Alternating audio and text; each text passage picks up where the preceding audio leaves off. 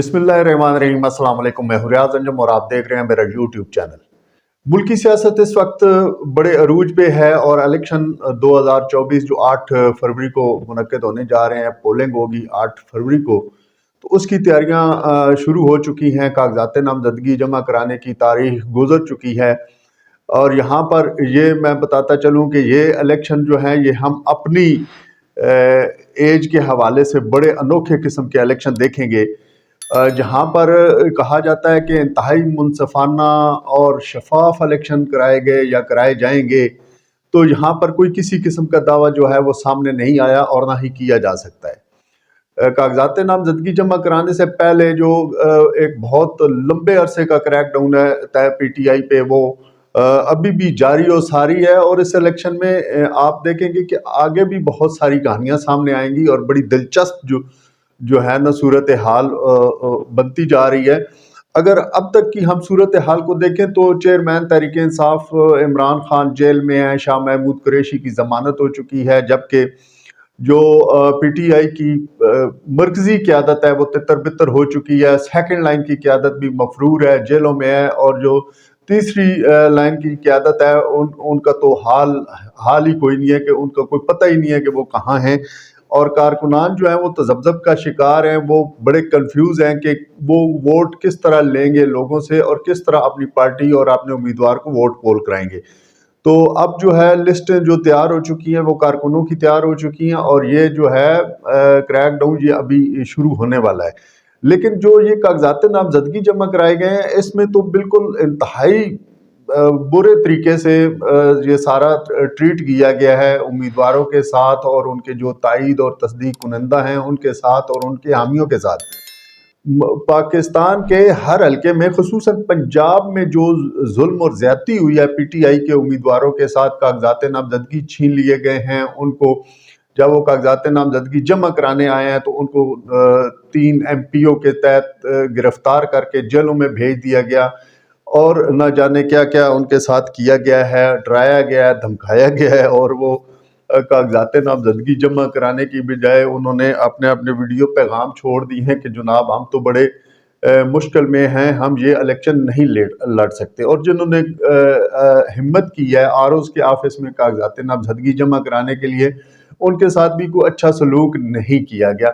मुल्की तारीख के बदतरीन प्री पोल रिगिंग के मामलात सामने आए हैं और अभी तो जो है वो 8 फरवरी बहुत दूर है, बहुत सारे मसाइल सामने आने हैं और इश्क के इम्तिहान अभी और भी हैं। यहाँ पर मैं आपको बताता चलूँ कि चकवाल के हल्का NA 58 और तलागंग के हल्का NA 59 की जो सूरत हाल है, कितने कागजात नामजदगी जमा हुए हैं और इन कौमी असम्बली की 2 नशिस्तों के नीचे 4 सूबाई असम्बली की नशिस्तें हैं, उन पे कितने उम्मीदवार सामने आए हैं, इस पे मैं अभी आपसे ये बात करूँगा। जो तफसीलात सामने आई हैं जी, आम इंतखाबात के सिलसिला में चकवाल और तलागंग के अजला की 2 कौमी असम्बली की नशिस्तों पर मजमूई तौर पर 60 उम्मीदवार सामने आए हैं, जबकि सूबाई असम्बली की 4 नशिस्तों पर 132 उम्मीदवारों ने कागजात नामजदगी जमा करा दिए हैं। इस तरह 2 कौमी और सूबाई असम्बली की 4 नशिस्तों पर जो उम्मीदवारों की टोटल तादाद बनती है वो 192 है। सबसे पहले मैं जिक्र करूंगा NA 58।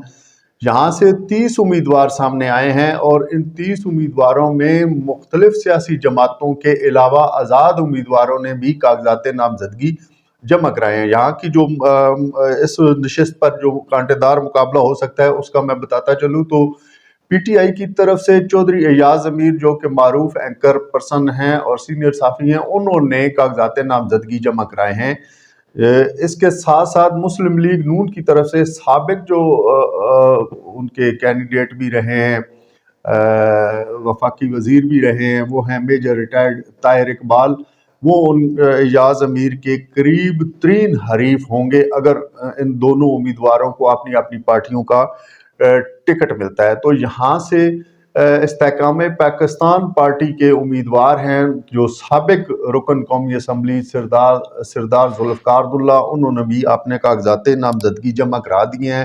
یہاں سے پیپلز پارٹی بھی موجود ہے، ٹی ایل پی بھی موجود ہے، مرکزی مسلم لیگ کے امیدوار بھی میدان عمل میں آئے ہیں۔ اس کے علاوہ دیگر جماعتوں کے امیدوار بھی موجود ہیں، جبکہ آزاد امیدواروں کی ایک بڑی تعداد بھی اس اسمبلی پر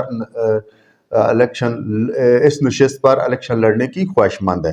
اسی طرح NA 58 کے نیچے جو جو صوبائی اسمبلی کی 2 نشستیں ہیں، ان پر میں اگر بات کروں تو چکوال کی صوبائی اسمبلی کی نشست PP 20 پر 31 امیدواروں نے کاغذات نامزدگی جمع کرائے ہیں۔ اس میں سیاسی پارٹیوں کے علاوہ آزاد امیدوار بھی شامل ہیں۔ چکوال کی صوبائی اسمبلی یعنی حلقہ PP 21 پر 24 امیدواروں نے کاغذات نامزدگی جمع کرائے ہیں، لیکن یہاں پر بھی جو مقابلہ بنے گا وہ کانٹے کا مقابلہ بنے گا نون لیگ اور PTI کے امیدواروں میں۔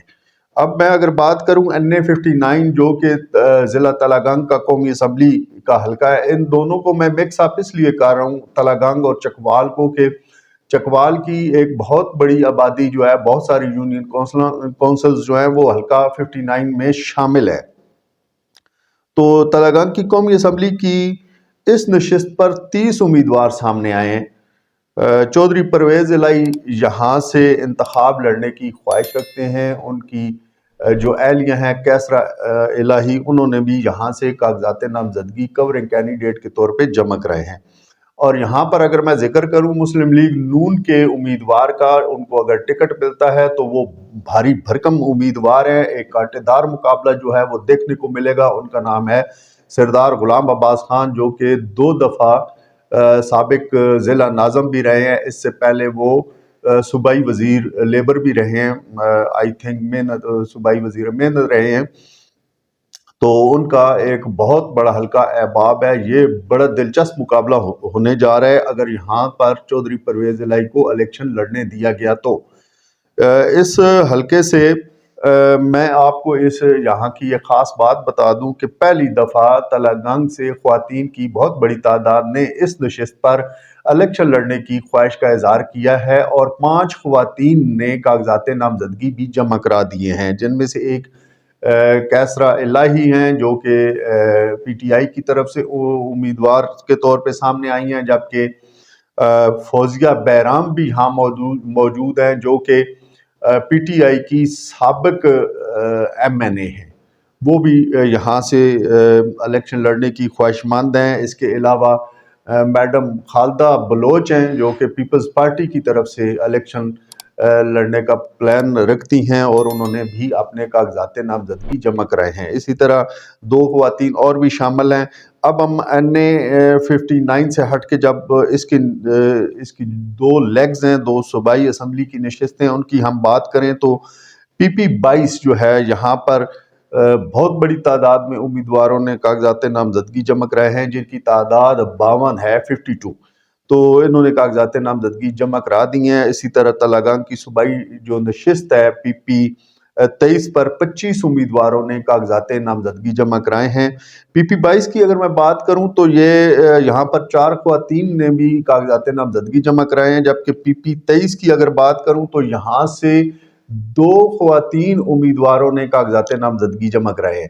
تو یہ صورتحال بنتی ہے جی ضلع چکوال اور ضلع تلہ گنگ کی، جہاں پر 2 قومی اور 4 صوبائی اسمبلی کی نشستوں پر ایک بڑی تعداد سامنے آئی ہے۔ آپ دیکھتے ہیں کہ جب ان کی فائنل لسٹ ہوگی تو کتنے یہ امیدوار رہ جائیں گے۔ بہرحال ایک بات تو طے ہے کہ اس وقت ایک طرف شادیانے بج رہے ہیں، ڈھول بج رہے ہیں، اور بڑی لمبی لمبی قطاروں گاڑیوں کی قطاروں میں کاغذات نامزدگی جمع کرائے ہیں، جبکہ دوسری طرف بالکل سوگ کا سما رہا ہے۔